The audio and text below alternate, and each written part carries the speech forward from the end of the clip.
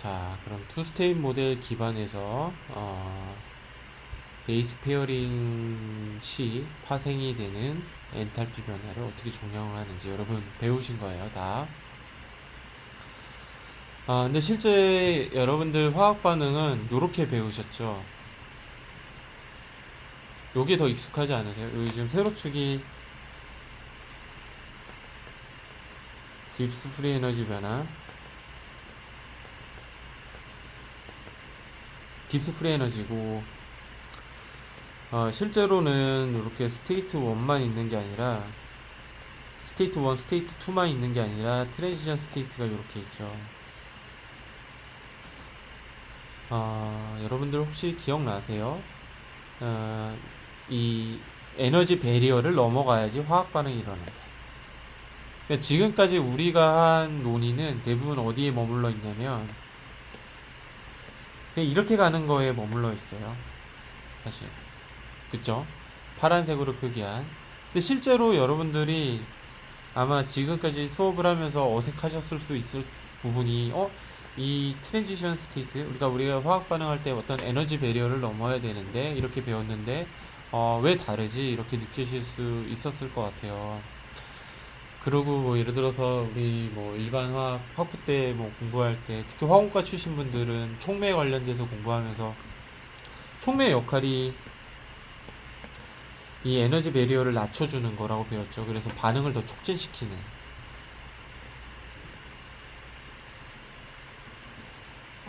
기억 나시나요? 네, 오래되셨죠? 여러분 졸업하신 지 벌써 공부하신 지 졸업한 지 얼마 안 됐고 2학년 3학년 때 배우셨기 때문에 아 그러면 이 트랜지션 스테이트라는 건 왜 나올까요? 혹시 아시는 분? 혹은 지금 안 떠오르더라도 지난번까지 우리 지난 시간까지 수업했던 거를 잘 떠올려 보시면 우리가 지금까지 공부하고 이 현상을 이해하기 위해서 논의할 때 눈치가 조금 빠르시면은 어떤 하나를 빼고 얘기했다는 거를 짐작하실 수 있으세요. 우리 연력학 얘기를 하면서. 그게 뭘까요? 그거랑 관련된 겁니다.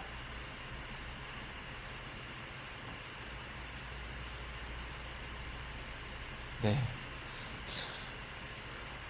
뭐 우리 엔탈피 얘기만 했죠, 그죠? 지금까지. 근데 뭐도 얘기해야 돼요? 당연히 엔트로피 얘기를 해야겠죠, 그죠? 어, 지금 요 표기한 요 파란색 파트 이거는 엔탈피 변화만 고려하면은 이 델타 G를 얻어낼 수 있었던 건데 실제로는 엔트로피도 관여를 하겠죠. 당연히 연력학이니까. 그죠?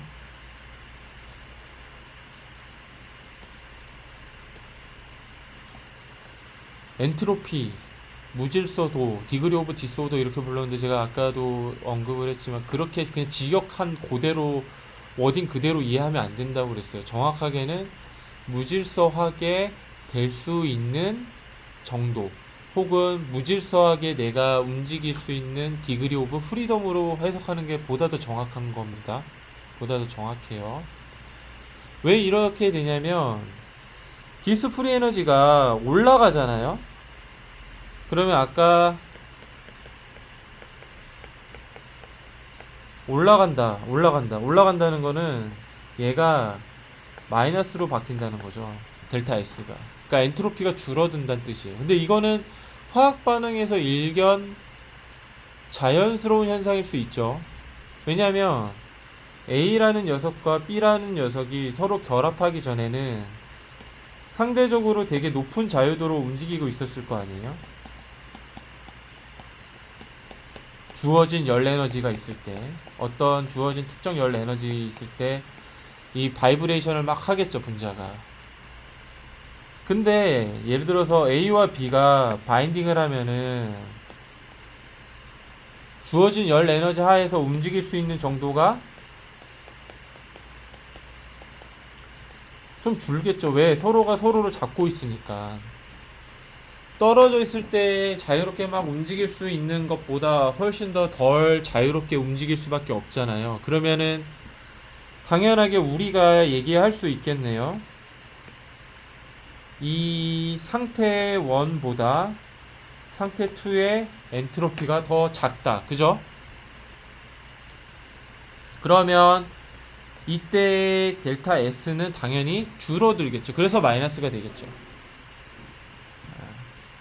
그러니까 사실 모든 화학 반응에서는 엔트로피 감소가 일어납니다. 엔트로피 감소를 수반할 수밖에 없어요. 아시겠어요? 근데 예를 들어서 여러분들이 그 화학 반응, 사실 이거는 일반화학에 나오는 지식이기도 해요. 여러분 전공에 상관없이 배우셨던 일반화학에 나오는 지식이기도 한데, A가 1 나노몰라 있다고 치고, 나노몰, 예를 들어서 B도 1 나노몰이 있다고 쳐요. 만나서 화학 반응에서 A, B가 될 거고, 이게 시스템 1이라고 할게요. 시스템 2는 A, B가 1 마이크로몰씩 있다고 칠게요. 그러면은 뭐가 화학 반응이 더 잘 될까요? 시스템 1과 2 중에. 되게 간단한 질문이죠, 여러분들.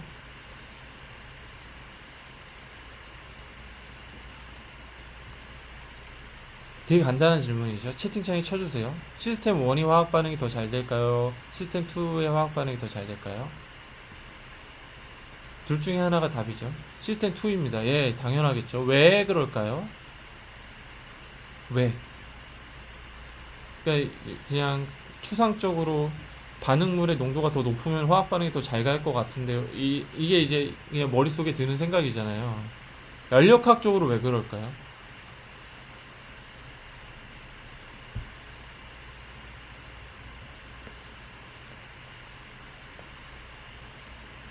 시스템 1의 에너지 배리어가 이러면, 시스템 1이라고 하면 시스템 2의 에너지 배리어가 이렇게 될 수 있어요. 에너지 배리어가, 그러니까 반응물의 농도가 높아지면 높아질수록 평행에 가까워지기 때문입니다. 일부 맞아요.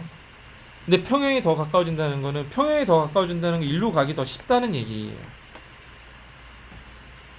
지금 잘 안 보이나요? 다시. 평형에 더 가까워지기 쉽다. 이게 평형 상태라고 그랬죠. 이퀄리브리엄.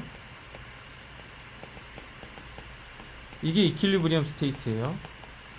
평형 상태에 더 잘 갈 수 있어요. 실제로. 왜? 에너지 배리어가 낮기 때문에. 근데 제가 이제 질문의 취지는 왜 시스템 2의 에너지 배리어가 더 낮아지냐는 거예요.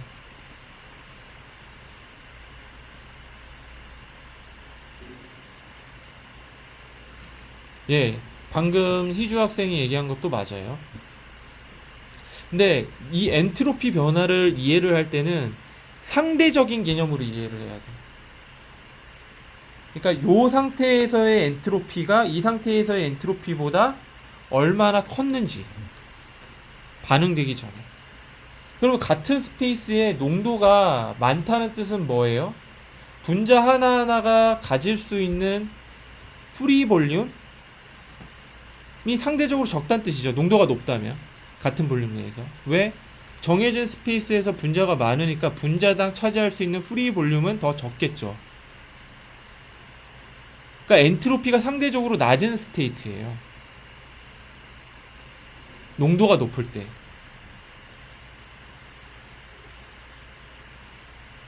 거기서 분자가 바인딩을 해서 잃어버리는 엔트로피의 상대적인 양이, 엔트로피가 상대적으로 높을 때 엔트로피가 이렇게 떨어지는 것보다 엔트로피가 낮은 지점에 떨어지는 정도가 더 작아요. 그러니까 반대로 얘기하면, 우리가 이제 연력학적으로 요거를 더 정량적으로 이해를 하면, 이 에너지 배리어는 여기 델타 G 프라임 1은 뭐가 결정을 하는 거예요? 반응되기 전, 즉 우리가 얘기하고 있는 스테이트 1의 엔트로피에 의해서 정해지겠죠. 무조건 A랑 B랑 만나면 엔트로피가 줄어듭니다. 근데 그 줄어드는 정도가 상대적이라는 거예요. 뭐에 따라서? 처음에 반응물의 농도에 따라서.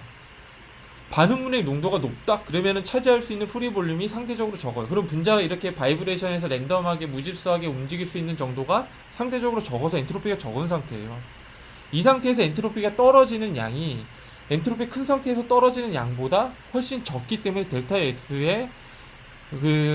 S가 줄어드는 정도가 반응물의 농도가 높을 때 상대적으로 적다는 거죠. 그래서 깁스 프리 에너지가 상대적으로 덜 변하는 거예요. 반대로 이 트랜지션 스테이트의 에너지 베리어가 덜 올라가는 거예요. 엔트로피가 작기 때문에 그래요.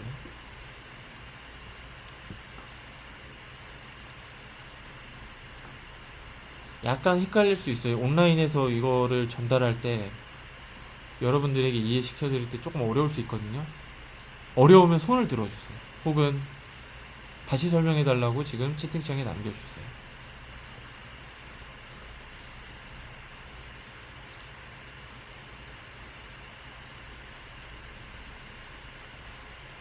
자, 코멘트가 없으면 계속 갑니다. 괜찮으세요? 예, 그러면 자, 델타 G1 프라임은 뭐가 결정한 거예요? 엔트로피가 결정한 거죠. 그리고 그냥 델타 G는 뭐가 결정했어요? 엔탈피가 결정한 거죠.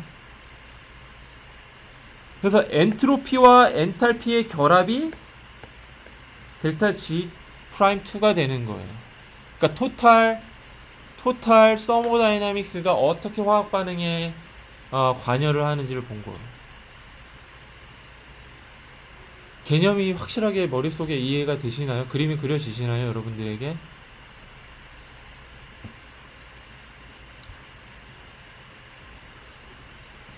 이 엔탈피와 엔트로피 개념이 이렇게 위대한 겁니다, 여러분.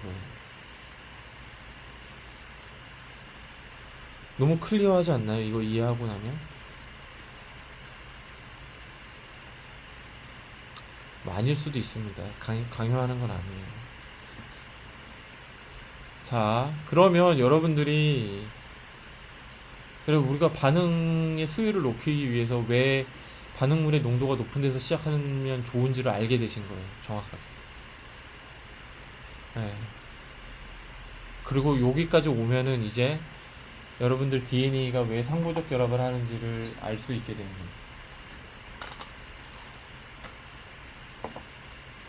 그래서 우리 요 스킴으로 오면 A, B가 반응해서 A, B를 형성을 할 때, 자, 여기서 시작을 할게요. 프리 에너지가 처음에 여기에서 시작을 한다고 칠게요. 지금 12개의 베이스를 갖고 있는 싱글 스탠 DNA와 싱글 스탠 DNA가 있어요. 근데 여러분들 연력학적으로 한 번에 팍 가서 이렇게 붙을 수는 없습니다. 그죠? 막 DNA들이 이렇게 물에서 막 꼬여서 막 이렇게 막 움직이고 있어요. 그죠? 예. 왜냐면 DNA 보통 이제 뒤에서 설명을 하겠지만 보통 우리 몸이 대부분 물로 구성이 되어 있잖아요. 거기에 이제 DNA가 안정적으로 분산이 돼요. 보통 물에. 그러면은 상온에서는 특정 열 에너지가 시스템에 주어질 수가 있죠. 그러면 물 분자들이 열 에너지를 받아서 막 바이브레이션 하고 있을 거 아니에요? 그러면 여기에 DNA들이 이렇게 분산이 되어 있잖아요. 그죠? DNA가 이렇게 분산이 되어 있고 물 분자들이 여기 이렇게 막 박혀 있겠죠. 이렇게. 근데 물 분자가 열 에너지를 받아서 막 바이브레이션을 하고 있죠. 바이브레이션 하고 있는 물 분자는 운동 에너지를 갖고 있죠. 이 운동 에너지를 갖고 있는 물 분자가 DNA라는 고분자를 탕 치게 되면 충돌을 하게 되면 갖고 있는 운동 에너지를 DNA에게 전달해 주겠죠. 그래서 마찬가지로 DNA 몰레큘도 막 이렇게 꼬여서 막 바이브레이션을 하고 있어요. 막 이렇게 막 움직이고 있어요. 그러니까 싱글 스탠 DNA 이렇게 스트레이 라인이 가서 팡 이렇게 붙는 게 아니겠죠. 막 움직이다가 우연히 특정 베이스가 가까이 갔을 때 이렇게 있을 때 가까이 갔을 때 이렇게 붙을 수 있어요. 막 이렇게 그래서 막 또 움직이다가 다른 베이스가 또 만나면 또 이렇게 붙을 수 있고 머릿속에 이런 게 그려지셔야 됩니다.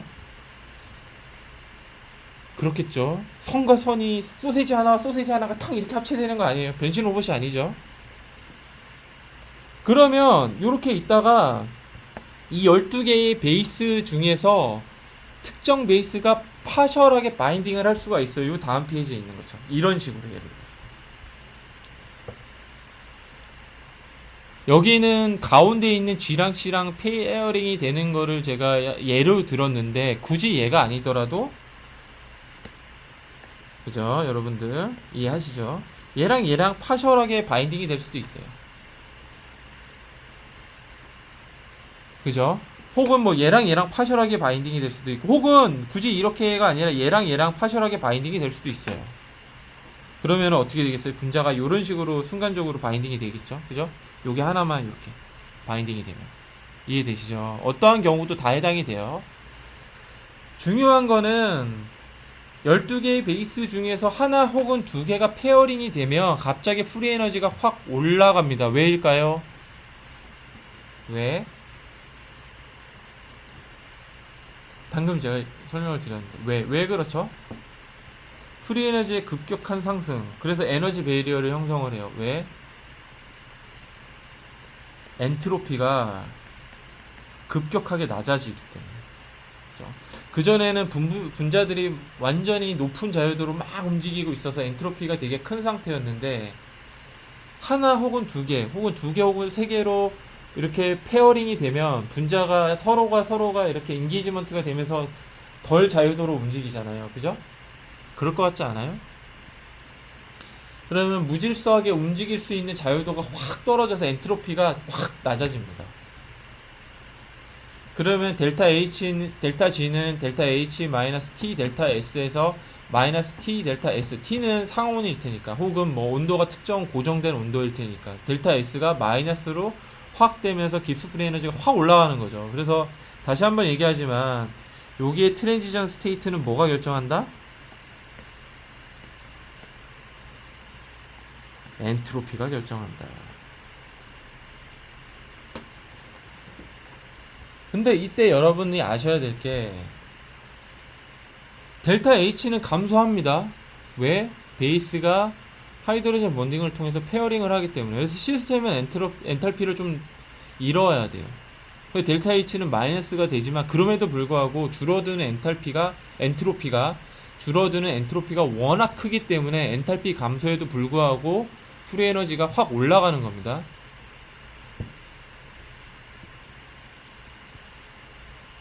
이해하셨죠?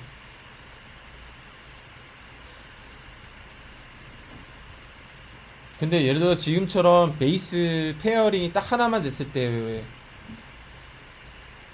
때보다 하나가 더 됐다고 보죠. 지금처럼 이렇게 되면 프리 에너지가 약간 감소해요.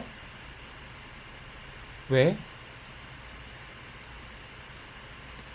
왜 그러냐면 여기서 일로 갈 때 엔트로피의 변화는 거의 없어요. 확 줄어드는 엔트로피가. 왜냐면 이미 고분자와 부분자가 이렇게 서로 바인딩이 됐으니까 무질서하게 움직일 수 있는 자유도가 이미 확 떨어진 상태예요. 여기서 베이스 페어링의 수가 하나 더 늘어났다고 그래서 엔트로피의 변화가 크게 일어나지 않아요. 거의 0에 가깝습니다. 다만 델타 H는 더 감소하겠죠. 왜? 하이드로젠 본딩이 하나에서 두 개로 갔으니까. 이해되세요?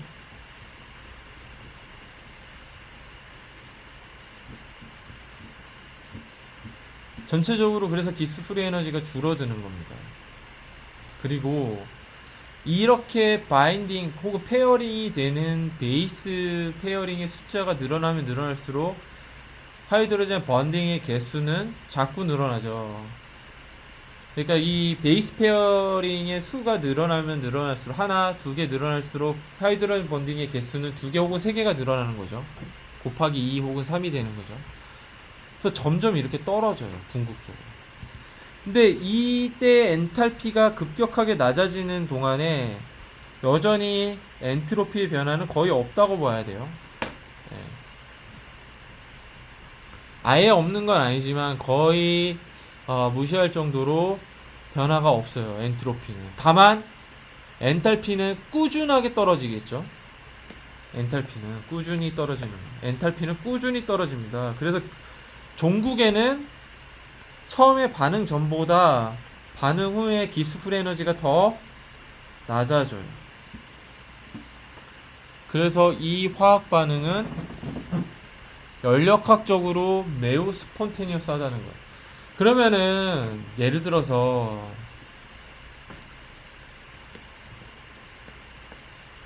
여기서 중요한 건 뭐냐면 이렇게 갈 때 이제 엔트로피, 이렇게 갈 때는 엔탈피가 크게 이제 결정을 하는 건데,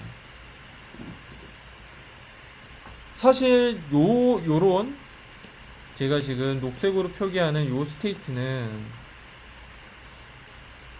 12개로 구성이 되어 있는 지금 DNA의 베이스가 서로 완전히 상보적 결합을 하지 않더라도 DNA가 1이 있고 DNA 2가 있는데 지금 여기에는 12개의 베이스를 각각 갖고 있고 12개의 베이스가 서로 상보적 결합을 하게끔 디자인이 된 거예요. 지금 요 분자는. 근데 아닌 경우도 있겠죠. 아닌 경우는 12개의 베이스 중에 2개 혹은 3개 혹은 3개 혹은 4개 혹은 하나만 컴플레멘터링하게 파셜하게 바인딩이 될 수도 있어요. 근데 그 경우에 똑같이 엔트로피의 급격한 감소가 일어나서 깁스 프리 에너지가 올라가요. 근데 상보적 결합을 하지 않는 경우는 여기서 머무르는 겁니다. 여기서 낮아지지 못하고. 근데 상보적 결합을 해서 하이드로젠 번딩의 개수가 최대화가 될 수 있으면 계속 이렇게 낮아질 수 있는 거예요.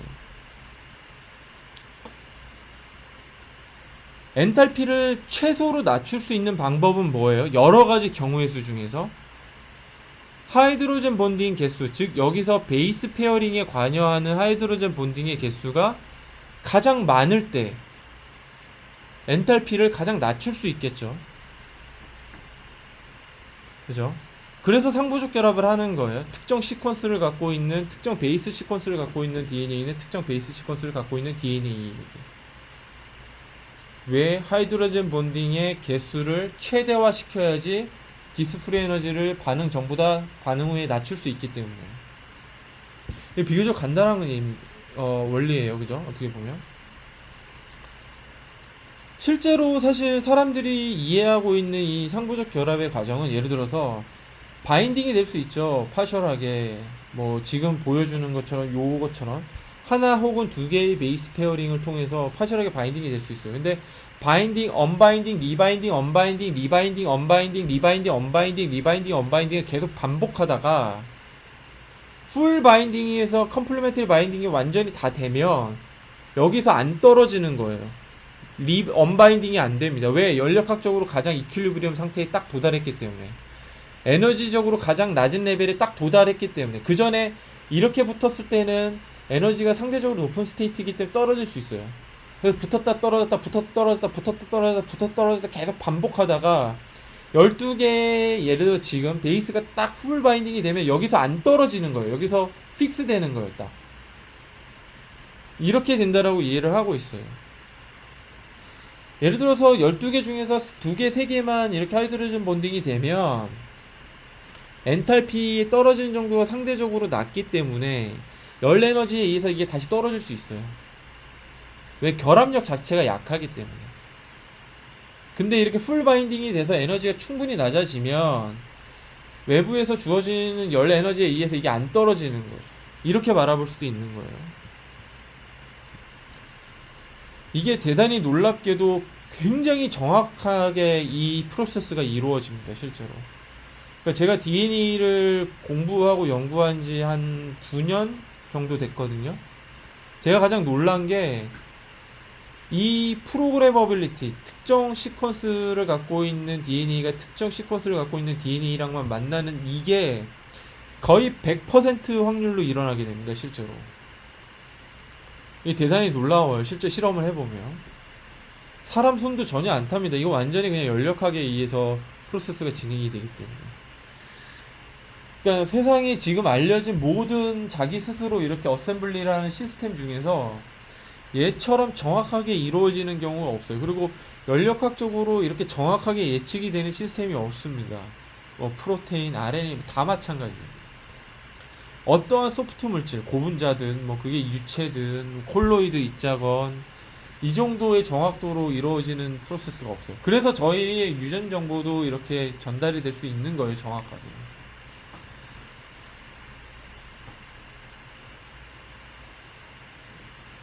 아시죠? 그래서 정확하게 요런 프로세스가 정말 정교하게 잘 일어난다.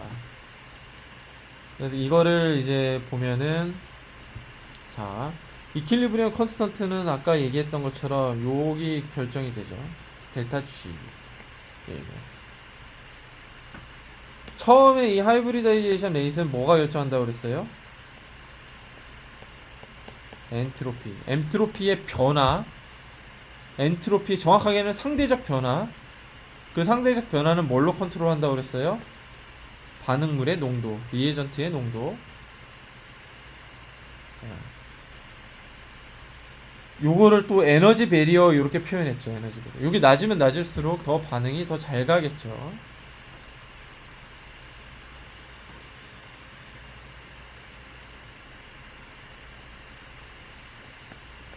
그리고 나머지 여기는 뭐가 결정하는 거예요? 하이드로젠 본딩의 수. 하이드로젠 본딩의 수가 늘어나면 늘어날수록 두 개가 결합하는 세기가 세지겠죠. 그래서 제가 이렇게 써놓은 거예요. 하이브리다이제이션 스트렝스.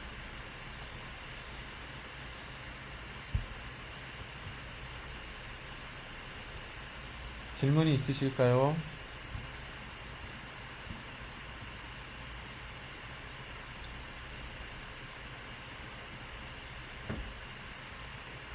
네, 어디서 여러분들 이제 외부에서 DNA 상부적 결합을 가장 정확하게 설명하실 수 있겠죠. 이게 책에 안 나오는 지식입니다. 안 나와요, 책에 의외로.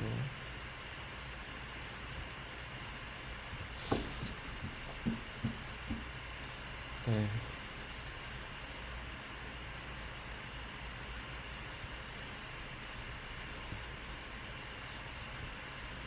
계속 갈까요, 그럼? 자,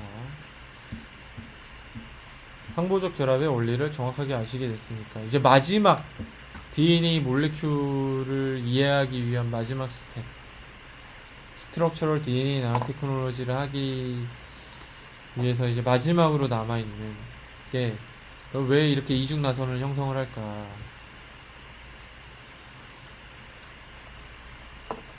제가 지금 던지고자 하는 질문은 두 개가 만나는 원리가 아니에요. 두 개가 이렇게 잘 만나는, 두 개의 DNA가 잘 만나는 원리는 방금 전에 설명을 한 거고, 제가 이제 여러분들에게 던지고 싶은 질문은 왜 이런 모양으로 형성하냐는 거예요. 두 개가 만났을 때 이중 나선 모양. 여러분 믿으라고 했죠. 실제 이렇게 생겼다. 비폼 DNA가, 그죠? 지금 보라색이 포스페이 백본, 옅은 하늘색이 베이스, 페어링을 이루고 있는 베이스. 왜 대체 이렇게 이중 나선을 형성을 할까요? 이거를 이해를 하려면 몰레큘러 포스 혹은 펀더멘탈 포스를 조금 아셔야 돼요. 조금 아셔야 됩니다. 이 몰레큘러 포스도 혹은 펀더멘탈 포스도 인트라 몰레큘러와 인터 몰레큘러 이렇게 나눠요. 이거 뭐 당연히 아시겠죠? 몰레큘 안에서 뭔가 일어나는 인터랙션 인트라. 아까 제가 요게 인터몰레큘러 인터가 아니라 인트라 몰레큘러 이렇게 표현을 했죠. 몰레큘 안에서의 인터랙션 때문에 생기는, 마찬가지 분자 안에서 생기는 인터랙션, 메탈릭 본드 이런 거 배웠죠. 메탈과 메탈은 서로 본딩을 이루는데 자유전하로 본딩을 이루고, 커밸런트 본드 공유결합, 그쵸. 오비탈 시오리 할 때 배웠죠. 원자와 원자 사이에 카본 카본 있을 때 이렇게 시그마 본드, 그쵸. 파이 본드를 할 때는 CC에서 이렇게 시그마 본드 형성하고 파이 본딩에서 요렇게 오비탈을 이렇게 형성한다고 배웠죠. 공유결합 말 그대로 전자들을 공유한다는 뜻이에요. 굉장히 센 번딩이죠. 아이오닉 번딩 이걸 혹은 이제 어떻게도 부르냐면 쿨롬빅 인터랙션 이렇게 불러요. 그래서 아이온들 어떤 게 있을까요? 물에 녹여진 소듐, 솔트가 뭐 어떤 게 있을까요? 뭐 NaCl, Mg2 플러스 Cl2 그래서 얘가 물에 녹으면 Na 플러스가 되고 Cl 마이너스 아이온이 되죠. 그러니까 소듐과 소듐은 서로 플러스와 플러스니까 밀쳐내겠죠. 이게 이제 아이오닉 번딩, 아이오닉 스트렝스, 쿨롬빅 인터랙션, 아이오닉 번딩 이렇게 부르기도 하고. 파울리 익스클루전은 뭐냐면 우리 기억나세요? 하나의 뭐 그 원자든 분자든 에너지 레벨을 1s 이런 거 기억나세요? SPD 반딩 그죠? 에너지 쉘 해서 에너지 레벨 표현할 때 SPD 이거 사실 독일에서 온 건데 용어가 이 특정 에너지 쉘에 스핀이 반대 방향으로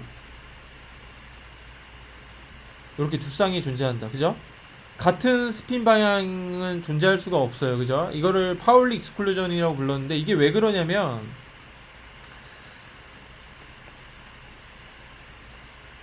핵이 이렇게 있으면은 우리 이제 앞서서 했던 것처럼 전자가 이렇게 돌죠. 돌면은 뭐를 형성을 해요?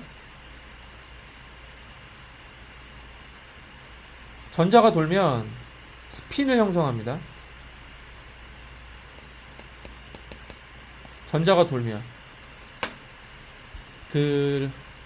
이게 약간 전자기하학이라고 생각하실 수도 있지만 일반 물리 때 배운 거예요. 이런 거 기억나세요? 오른손 법칙, 왼손 법칙 이렇게 해서 손가락이 이렇게 돌아가면은 뭐죠?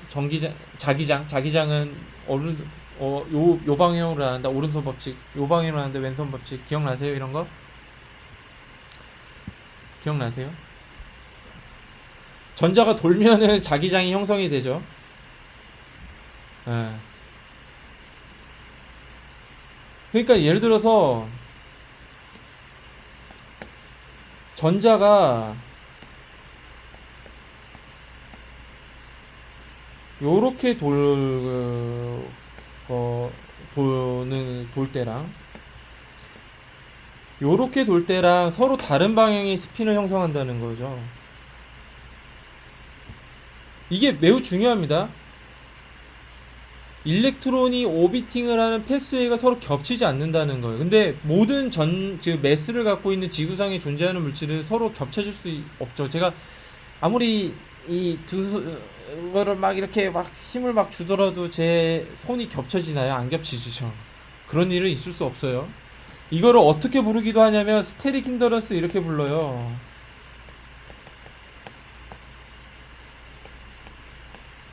네. 그러니까 얘가 매스를 갖고 있는 전자가 어떤 공간 내에 겹쳐지게 존재를 하지 않는다는 걸 뜻하는 거예요. 파울리 익스클루전이. 그러니까 단순히 파울리 익스클루전이 이렇게 스핀이 어퍼짓하게 있는 상태로만 에너지 쉘을 채울 수 있다 이게 의미에서 그치는 게 아니라 매스를 갖고 있는 모든 물체는 서로 공간적으로 겹쳐질 수 없음을 뜻하는 겁니다. 파울리 익스클루전이 결국은. 그러니까 서로 이렇게 가까이 가면은 겹쳐지지 않아야 되니까 밀쳐내는 힘을 부여하는 거죠. 이해하셨어요?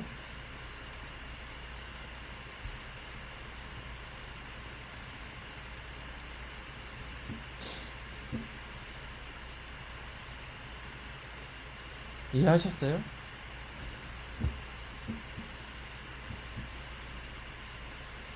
네.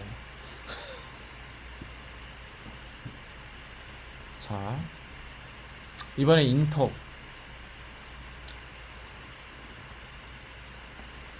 겹쳐지지 않는다. 그죠? 몰레큘은 서로 겹쳐질 수 없다. 이게 스테릭 인더런스. 파울리 익스클루전이랑 사실 똑같은 거예요. 어떻게 보면. 분자와 분자 사이에서 인터몰레큘러 인터랙션 혹은 인터몰레큘러 포스. 첫 번째 스테릭 인더런스. 두 번째 하이드로젠 번딩. 계속 했던 거. 세 번째 쿨롬빅 포스. 네 번째 반데발스 포스.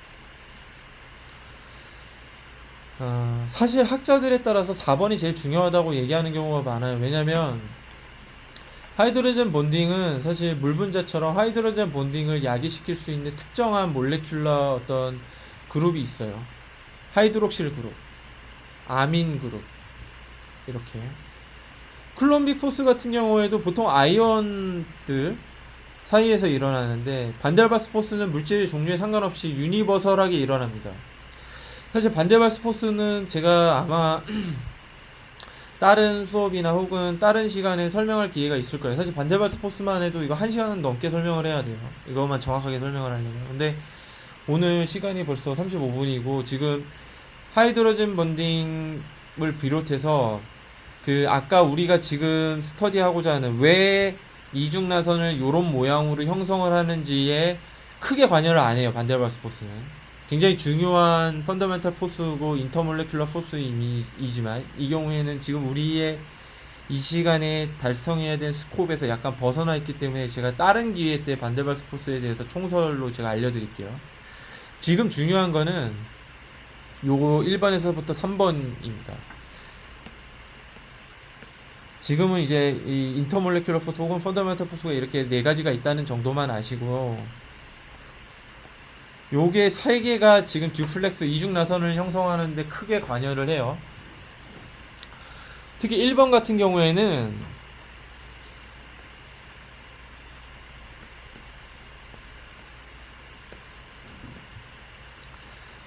보다 정확하게는 하이드로포빅 이펙트라고 불리는 걸로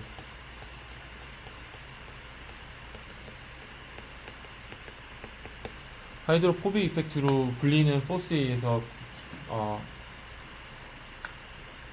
관여를 하거든요. 자, 그래서 1번, 2번, 3번을 각각 한 번 더 해봅시다. 하이드로젠 번딩 우리 이미 했어요.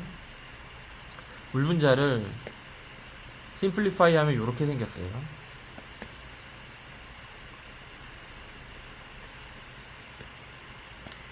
산소가 훨씬 큽니다. 수소보다. 아시죠?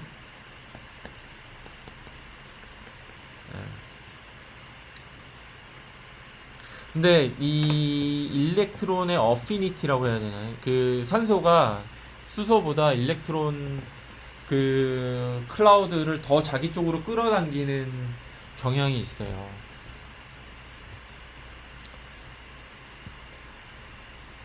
이렇게 두면은 전자 구름들이 이 HOH의 그 이분하게 이렇게 분포되는 게 아니에요. 균일하게 분포되는 게 아니라 넌 이분하게 비균일하게 분포가 됩니다. 왜? 산소가 수소보다 전자를 더 잘 끌어당기기 때문에. 그래서 얘가 순간적으로 마이너스를 형성하고 얘는 플러스를 형성해요. 이런 식으로. 다른 물 분자도 마찬가지겠죠. 그죠? 그냥 분자 구조 안 그리고 이렇게 할게요.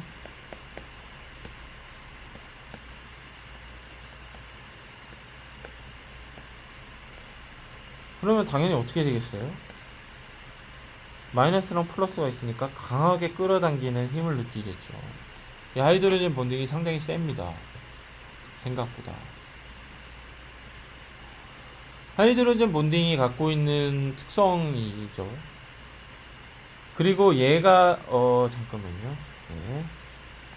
거리가 있으면 거리가 줄어들, 거리를 R이라고 합시다. 스몰 R. 거리가 줄어들면 줄어들수록 이 하이드로젠 번딩의 스트렝스는 되게 세져요.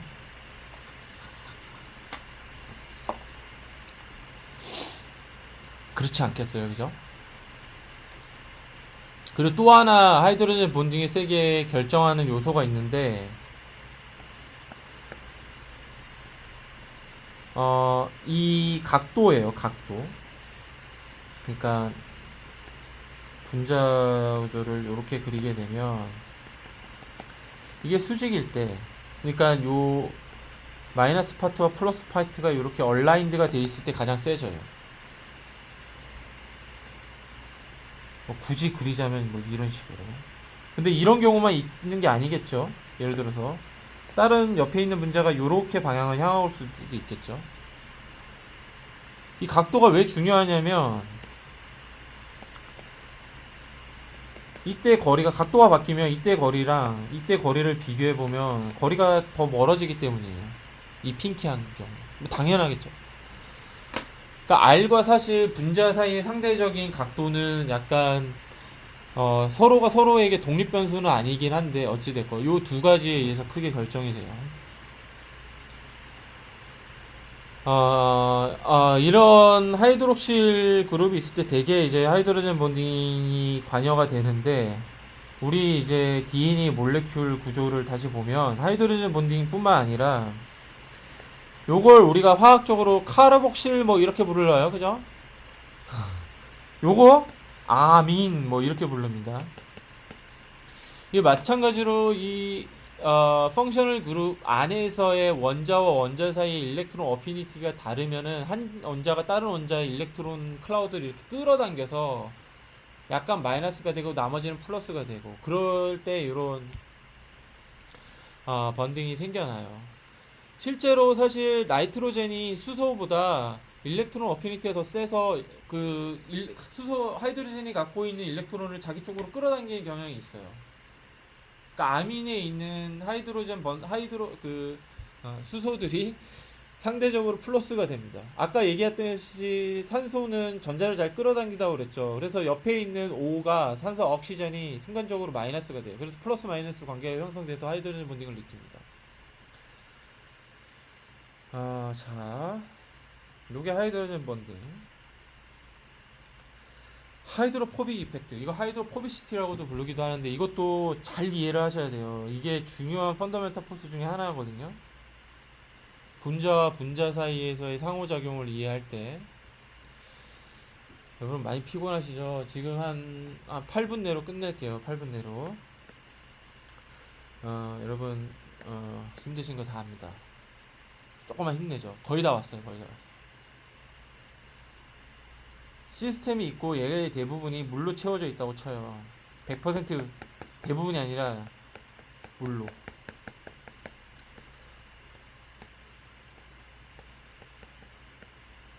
100% 물로.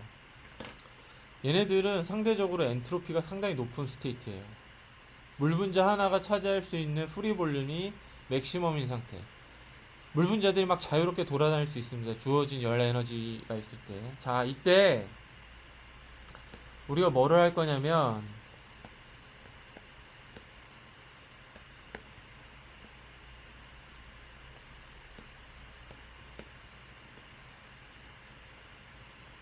이 평온한 스테이트예요.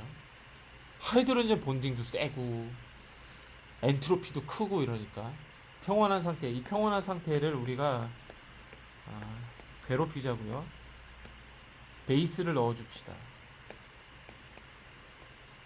제 이 설명을 할 때 그 성균관대 있을 때 학부생 화공과에서 수업을 하는데 제 이거를 하니까 베이스는 물에 녹잖아요. 맞아요. 근데 물에 안 녹는 베이스도 있어요. 그래 물에 안 녹는 베이스를 넣었다고 칩시다. B가 여기서 베이스예요. 그러면은 어떤 상황이 벌어질까요? 전지적 물 입장에서 대부분 시스템의 대부분은 지금 물 분자로 채워져 있으니까 시스템의 연력학적인 어떤 상태는 물 분자에 의해서 대부분 결정이 된다고 보시면 되거든요. 전지적 물 분자 관점에서 어떨까요? 기분이 굉장히 안 좋겠죠. 왜? 베이스가 들어오니까 물 분자 하나하나가 차지할 수 있는 프리 볼륨이 확 줄겠죠. 그렇지 않겠어요? 기분이 대단히 안 좋습니다. 그래서 엔트로피가 떨어져요, 지금.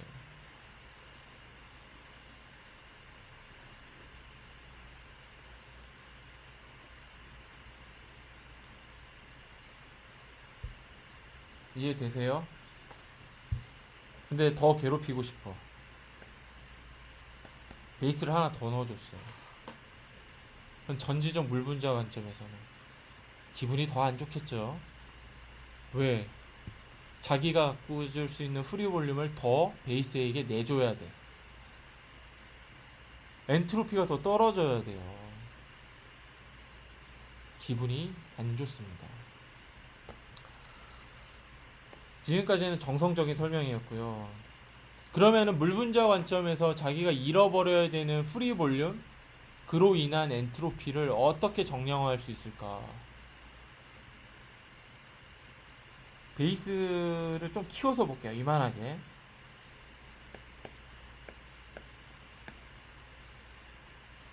여기에 물 분자가 이렇게 있다고 칩시다. 혹은 뭐 물 분자가 이렇게 떨어져 있을 수도 있어요. 물 분자가 미키마우스처럼 생겼지만 실제로는 동그랗다고 칩게요. 그리고 물 분자의 무게중심을 설정해 보죠.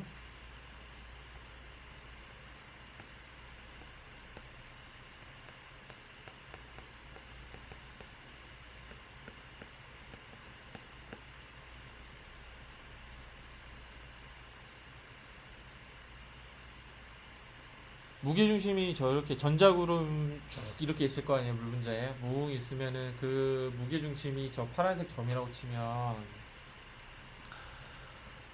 자, 우리가 아까 얘기했던 파울리 익스클루전 혹은 스테릭 힌더런스에 의해서 제가 그림을 약간 겹쳐지는 것처럼 그렸죠. 겹쳐질 수 없다고 그랬죠, 아까. 다시 그릴까요? 안 그럴게요. 귀찮아서. 물 분자는 베이스랑 절대 겹쳐질 수가 없어요. 그러면 물 분자의 무게중심 입장에서 절대로 다가갈 수 없는 거리가 정해져요. 물 분자의 뭐에 의해서? 뭐에 의해서? 지름에 의해서. 절대 물 분자와 베이스는 공간적으로 겹쳐질 수가 없죠. 이해되세요? 자, 그러면 우리가 어떤 거를 설정할 수 있어요? 절대 물 분자가 도저히 접근할 수 없는, 다가갈 수 없는 공간이 생겨요. 얼마만큼? 베이스 표면에, 그러니까 베이스 표면에서 물 분자의 지름만큼 떨어진 공간에, 이걸 뭐라고 부르냐면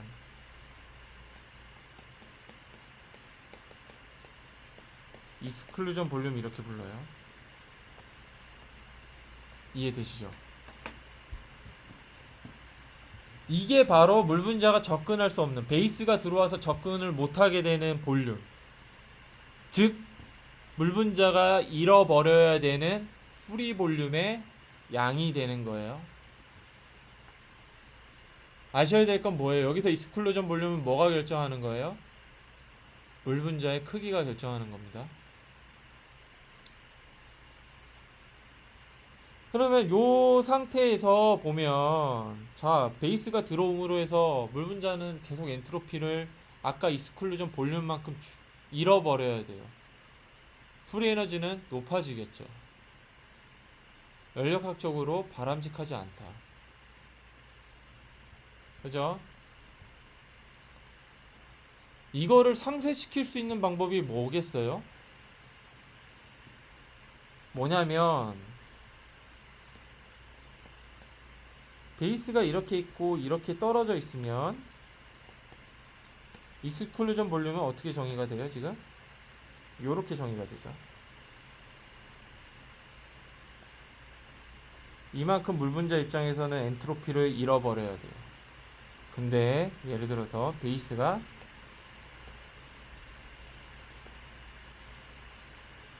이렇게 맞닿아 있으면,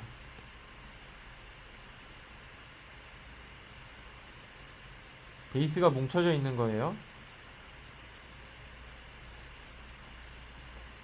물 분자 입장에서는 되게 좋아요. 왜?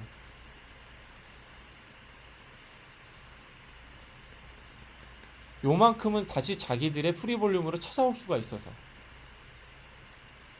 이해되세요? 떨어져 있을 때랑 붙어 있을 때, 지금 보시는 화면에서 떨어져 있을 때랑 붙어 있을 때 비교해 보면, 익스축 여기 케이스 1, 케이스 2, 익스클루전 볼륨이 어떤 게 더 커요? 1번이 훨씬 큽니다.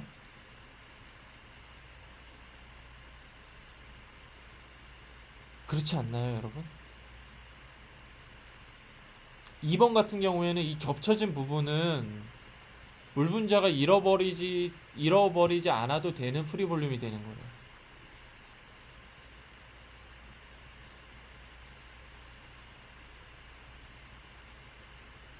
이해되세요? 이해가 안 돼요? 빨리 설명했어.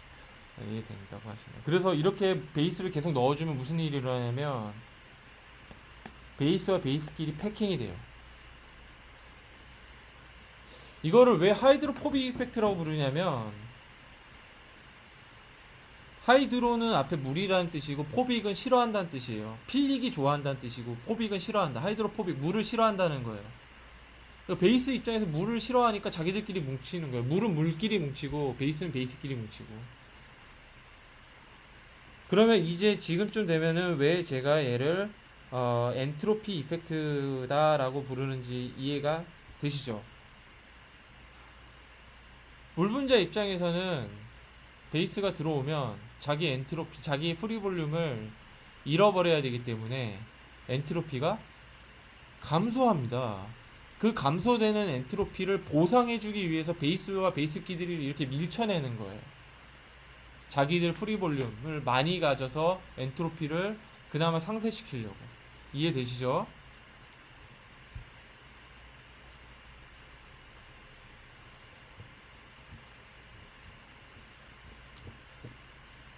2시 51분이네요. 지금 두 번째 수업을 시작한 지 51분 28초 지나고 있는데 빨리 할게요. 거의 다 왔어요. 이건 해야 되니까.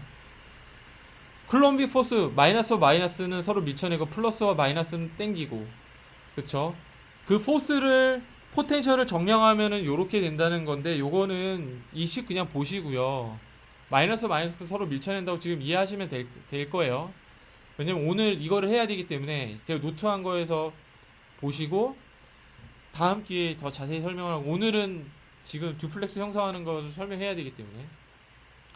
그래서 포스를 비교해 놓은 건데, 우리가 오늘 엔트로피 관련된 포스를 배웠고, 하이드로젠 본딩 관련된 포스를 배웠고, 아이오닉 관련된 포스를 다루고 있어요. 나머지는 무시하시고, 아까 코밸런트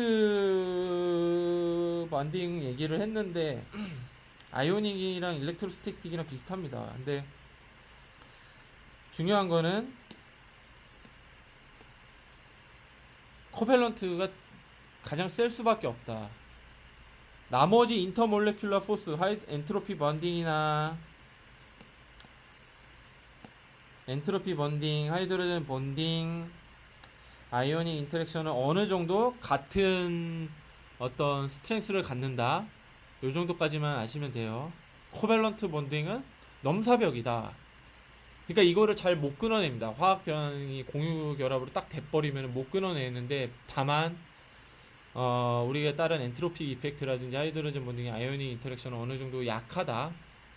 이 정도만 지금은 이해하시면 되고, 지금 오늘의 수업의 키는 이거니까. 자, 잘 보세요. 왜 듀플렉스를 이렇게 이중나선 형태로 형성을 하는지 오늘 요거까지 해야 돼요. 마지막입니다. 자, 일단 베이스와 베이스가 있어요. 얘가 페어링이 돼요. 그죠? 얘 하이드로젠 본딩으로 됩니다. 그러면 베이스 페어가 형성이 됐을 때 얘가 왜 스태킹이 될까요? 하이드로포빅 이펙트 때문에. 베이스 페어링이 됐을 때 주변의 물 분자들은 얘네가 너무 싫어. 그래서 페어드된 베이스들끼리 서로 스태킹이 되게 하는 거예요. 왜? 물 분자가 자기가 가질 수 있는 프리 볼륨이 그래야지 그나마 커지기 때문에. 그로써 엔트로피를 그나마 키울 수 있기 때문에. 이해되시죠? 베이스와 베이스가 페어링이 될 때 하이드로젠 본딩으로 됐다가 이 페어링이 된 베이스 페어가 서로 스태킹이 돼요. 이렇게 여기 보시는 것처럼, 그죠? 베이스 페어와 베이스 페어가 스태킹이 된 폼을 갖고 있어요. 느끼실 수 있죠? 어렵지 않은 거니까. 스태킹이 돼요. 왜? 하이드로포빅 이펙트 때문에. 우리가 방금 전에 배운. 그럼 남아있는 의문점은 왜 스태킹이 되어 있는 베이스 페어가 틸트가 될까? 그러니까 로테이션이 될까? 베이스는 상당히 네거티브 차지를 띠고 있어요.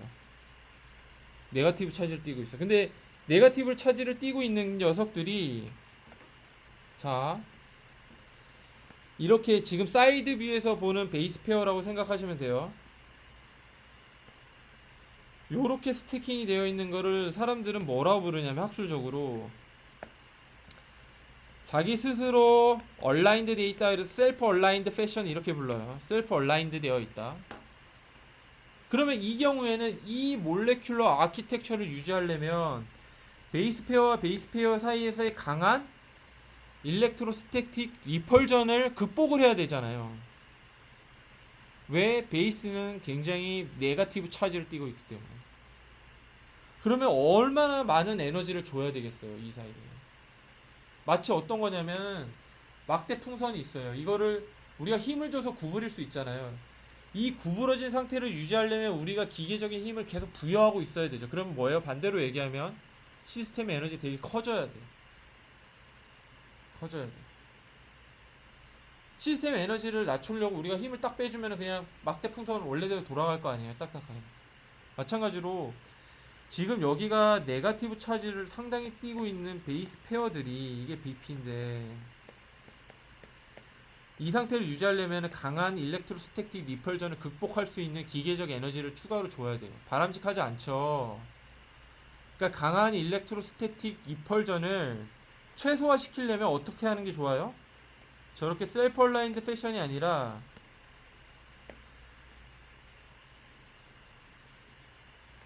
이런 식으로 베이스와 베이스 사이를 틸팅을 시키면 로테이션을 시키면 되겠죠. 이중 나선처럼. 이게 사이드 뷰에서 보면은 이런 거고 탑 뷰에서 보면은 이런 식으로 돌아가게. 그러면은 일렉트로스태틱 리펄전을 많이 낮출 수가 있고 시스템 전체의 에너지도 많이 낮출 수가 있습니다. 그래서 베이스 페어와 베이스 페어가 서로 로테이션이 되면서 스태킹이 되는 거예요. 그러니까 결론적으로 뭐다?